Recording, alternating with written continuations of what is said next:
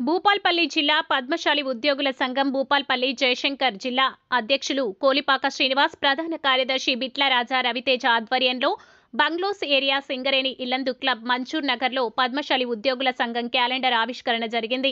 ఈ కార్యక్రమానికి ముఖ్య అతిథులుగా రాష్ట్ర అధ్యక్షులు ఈగ వెంకటేశ్వర్లు, రాష్ట్ర ఉపాధ్యక్షురాలు Peeta Umadevi, ASP Vemula Srinivas, Bhupalpally probationary excise Bhupalpally మరియు ములుగు వేముల శ్రీనివాస్ మరియు govt general hospital superintendent doctor Koduri Naveen Kumar, professor govt medical college doctor Bethi Kavitha, forest range officer Pitta Satyanarayana, Burla Krishnaprasad, DGM Singareni Bhupalpally B Srinivas, SE Singareni BHPL P Veeresham, DETG Genco KTPP Adepu Venugopal, AO govt general hospital N Indira, DETG Genco KTPP K Raj Kumar, DETG Genco KTPP K Laxman, డిఈటీజీ Genco KTPP ఎన్ Madhu, DDM health department విచ్చేసినారు. ఈ కార్యక్రమానికి జిల్లా కోశాధికారి వంగ కుమారస్వామి, కుసుమ సుధాకర్, తులా శ్రీనివాస్, చిందం దయాకర్, శకుంతలదేవి, రాజు వినోద్ కుమార్, విశ్వనాథం, పేరాల రవి, కిరణ్ కుమార్, కోలిపాక ప్రసాద్,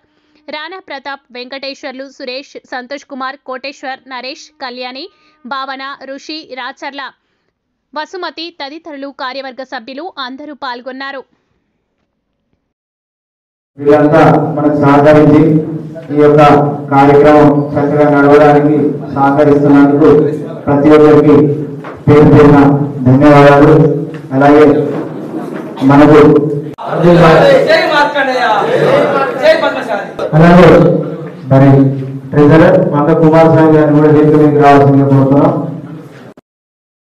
చల్లగా చూడాలని కోరుకుంటూ, ముఖ్యంగా మన పద్మశాలి ఉద్యోగుల సంఘాన్ని మొట్టమొదటిగా మన వరంగల్లోనే స్థాపించడం జరిగింది.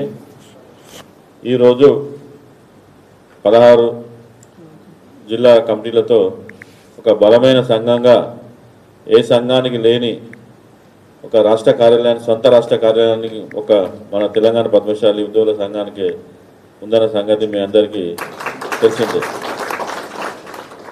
మనం ఎన్నో సామాజిక సేవా కార్యక్రమాలు అన్ని జిల్లాల్లో చేస్తున్నాము.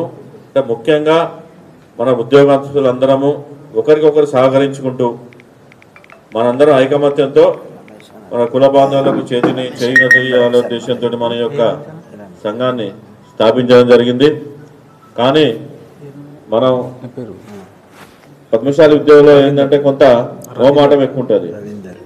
మనకు ఎంత అవసరం ఉన్నా కానీ మనం ఒకరిని అడగం, మనం పోయి మన వాళ్ళకి చెప్పుకోం.